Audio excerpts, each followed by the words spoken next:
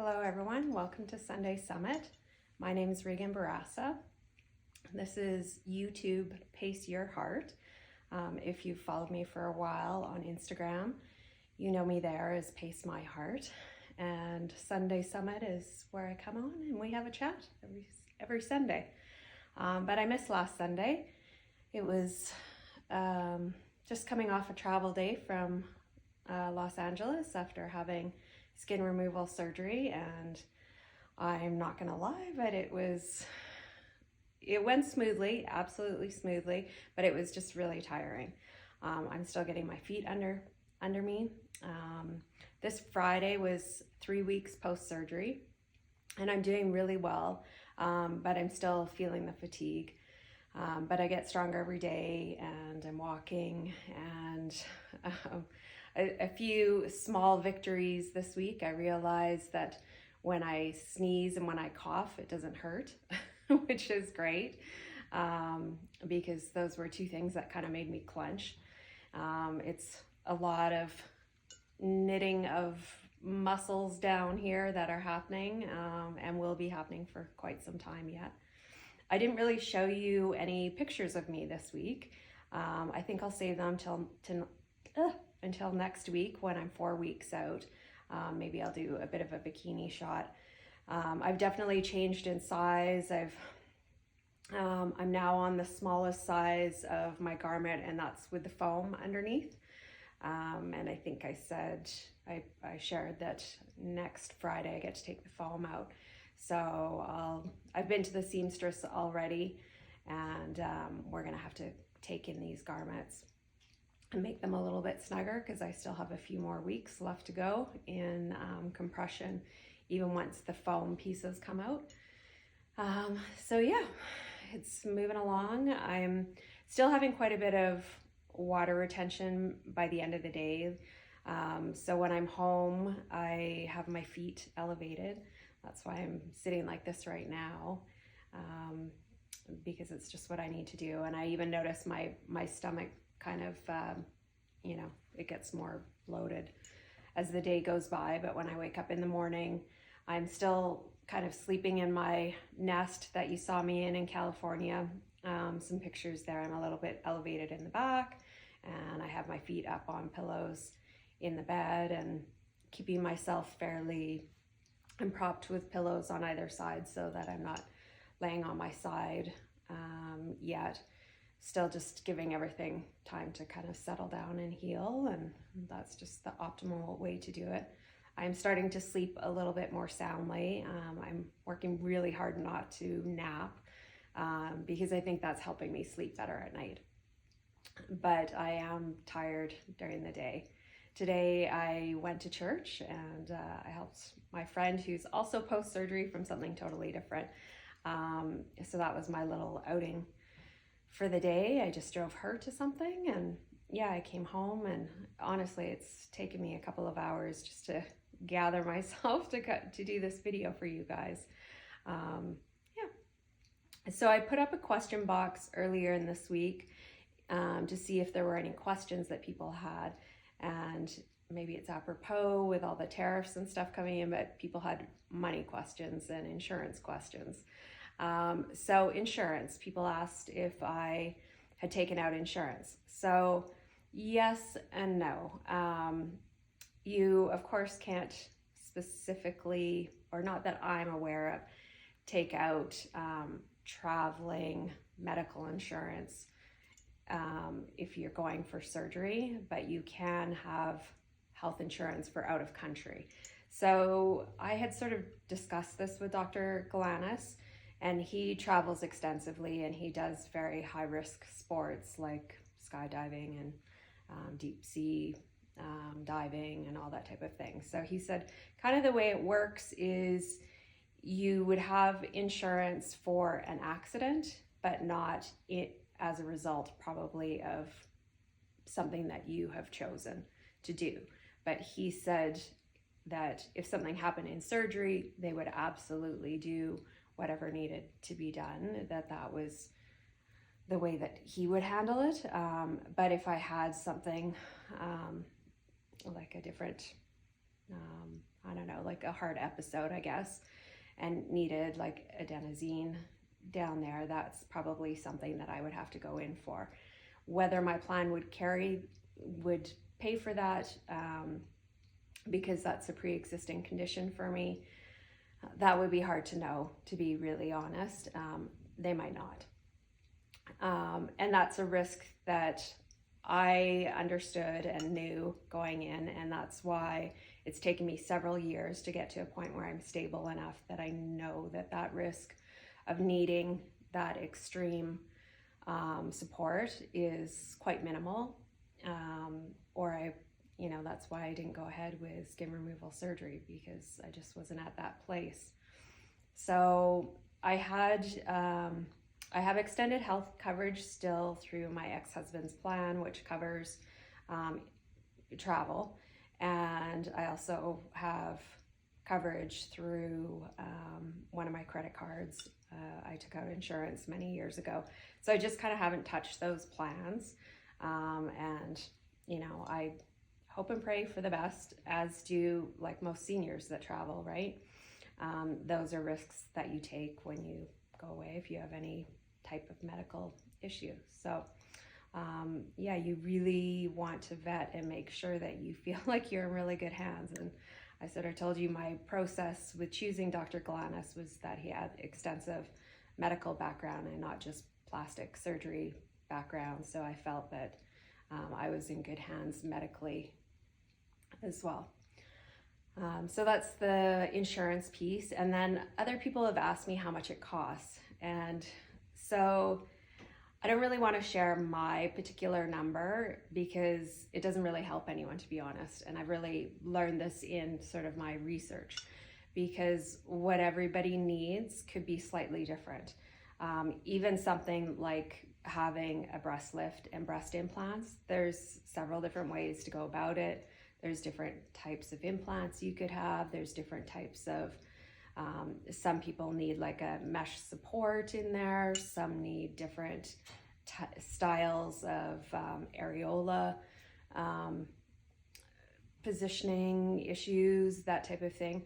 My surgeon is very good in that he gives you sort of a package of what he feels that you need. Whereas I know that some of the surgeons here locally really just line item everything, and he doesn't. He's like, this is your breast, this is what I'm going to do in it, and this is the one fee sort of thing. And this is your stomach, the fleur-de-lis, and this is what I'll do, and this is what it will be. So it's not a total line item breakdown, so it works differently. I can tell you that what I spent was probably double what I would have spent if I was here in Canada. And yeah, that's a big amount. It really is. But for me, I have a lot of unique health characteristics, and I had to be in the hands of someone I felt was most capable for the job, and he was the person I felt most comfortable with.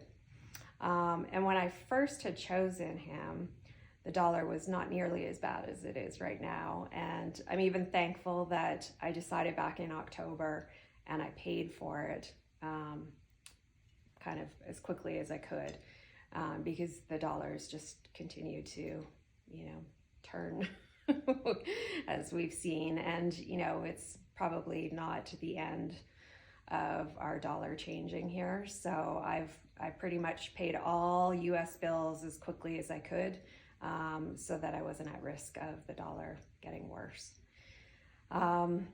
So will that impact future surgeries? Of course it will. If I want to go back and see Dr. Galanis, it's going to depend on what the state of things are between our two countries. And that's really unfortunate because it has nothing to do with him nor I, but it does affect what I can afford. And, that's definitely always got to be an important factor. So for now, I'm a long way from making any of those decisions. I'm tongue-tied because I'm tired. But like I said, his preference is usually not to do anything for a year, and a year can be a long time. There can be a lot of changes in that. And I, at this point, don't know where I might be in a year. So we'll see where things go. But I can tell you that I'm very happy with the results I have already. And next week, I think I'll show you, I think what I'm planning to do is wear that bikini that I wore pre-surgery that I kind of pulled my skin out of, and I'll put it on to show you what the difference looks like. So I'm a long way from final results or anything like that. But just to give you an idea where I would be 4 weeks post-surgery, I think it's pretty great, to be honest. I've had really good healing. I already have some fading of scars. I'm certainly gonna have scars for a very long time. Typically what I found with my heart surgeries is it takes about 2 years for them to fade. And I don't know if you can even tell. I got my sports bra on here, but some people still notice the scarring, and some people don't. I'm lucky in that mine fade away and they're not raised or ridgy. I think that's called keloid scars. I hope I'm getting that right. I think my mom was saying that she has an issue with that. So, and another friend said that she's had that as well with a surgery. So I'm fortunate that they tend to fade away, and they're fairly thin and flat. So I'll definitely be, lots of marks and scars and all the rest, but yeah, nothing that will embarrass me or make me hide away, that type of thing. I'm still very happy to be free of the skin. It's so far, my back has been great. My hip has been really good. I mentioned that a big part of this was quite functional. So we were curious how that might affect me. It was something Dr. Galanis asked, was like, how's your back feel? And time will tell a little bit. There's a really interesting mechanism in our pain receptors that when you're healing in a very specific zone in your body, you often don't feel pain in other places. And once that clears away, then other receptors will open again. And I experienced this with my heart surgery. All I could feel initially was the pain here, and then afterwards I felt my back and my hip and that type of thing sort of act up again. So yeah, time will tell. As soon as I can, I'll get back working out. I'll probably actually this week, because I was sort of in between gyms, because I was going to the pool and then I realized the location wasn't the greatest for me, the public pool. And then I started the hip rehab program, and that finished before Christmas. So at that point, I felt like there wasn't much point to join somewhere until I was post-surgery and could get going. So I think I've landed on the MNP facility, which, if you live in Calgary, it's been called many different things. It was Lindsay Park, then it was the Talisman Center, and now it's the MNP. And I think it'll be a good spot for me because they have some of the deep water pool classes that I like, and then also they have a gym and a running track, and not that I run. But because it turned really cold here this weekend, I'm not out walking. So I'll be able to go there and either walk on the treadmill or walk on the track, I think.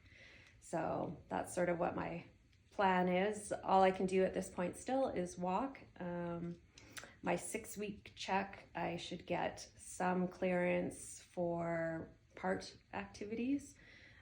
And then 8 weeks, I think I get full. I don't really have restrictions. I'm just supposed to gradually build up from that point. So yeah, that's my plan to work on fitness.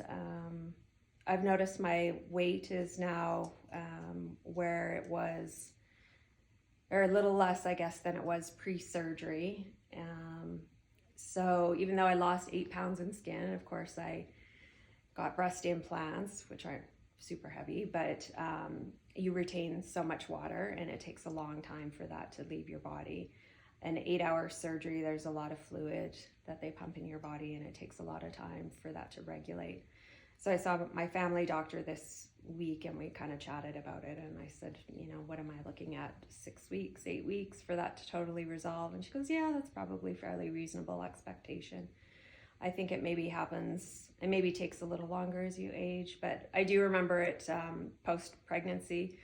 A girlfriend and I, we had our sons very close together, and I remember her mom took a picture of both of us postpartum of our very swollen legs and feet, and we kind of had a chuckle about that. So I still kind of laugh when I take my socks off at night and I feel like I have quite the cankles.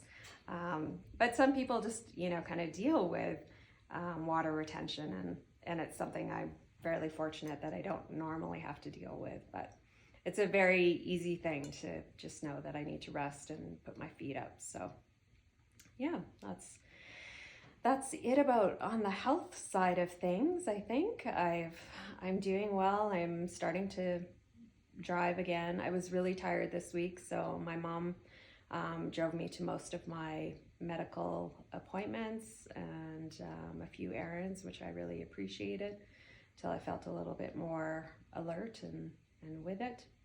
I did see the endocrinologist on Monday, and so we're still doing a little bit more, or I guess I've done it now, but she wanted a little bit more diagnostic work done for the osteoporosis diagnosis.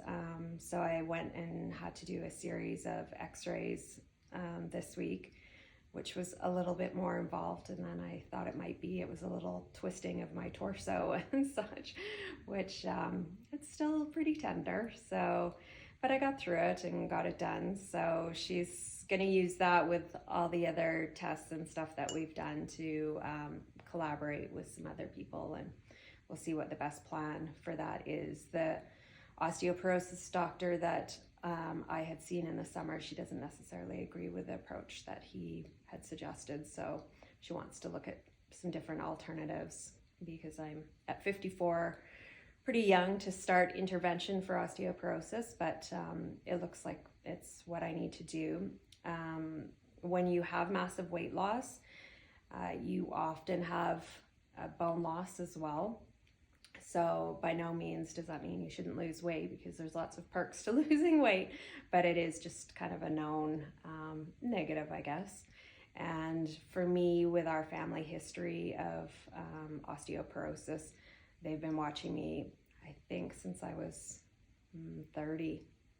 My mom had tripped and shattered her ankle. My grandma had broken both her hips and had them replaced, and both her wrists. So they said it was probably going to be necessary that I should be watched and charted over the years, type of thing. So that's what we have done. So this wasn't a big shock this year to find out that we needed to do some intervention, but I'm probably 10 years early than most needing to have some intervention. So yeah, we just got to make sure it's appropriate, and when I know more about it, I'll definitely share, because it's also, I had a radical hysterectomy in my 30s as well. So I went into menopause early too. So I've got kind of a waterfall of things that create this osteoporosis early, I don't know what you call it exactly. It arrived on the scene early, and now we got to deal with it. That's kind of where it's at. And that's about all I have to share, I think. This week I have less appointments, which I'm glad for, but now more things that I want to get caught up on. So, it's just the way it is, and the weather's really cold out. I think I showed on Instagram yesterday. It was the first time that I had decided I was going to drive, and I had a very dead battery. I'd sort of been warned. I think it was my last oil change. They said that it still, it was just starting to register a little bit low. So having my vehicle sit for 3 weeks. And then cold weather, that was it. It just kind of killed it. So I had a really great guy come out on a mobile service in less than 30 minutes and had it changed. And he gave me a couple of great tips too. So now I have to go get some fluid and stuff for my vehicle too. But he's told me what to get. So it's nice and easy and how to do it. So I appreciate those kind people out there that are willing to help you.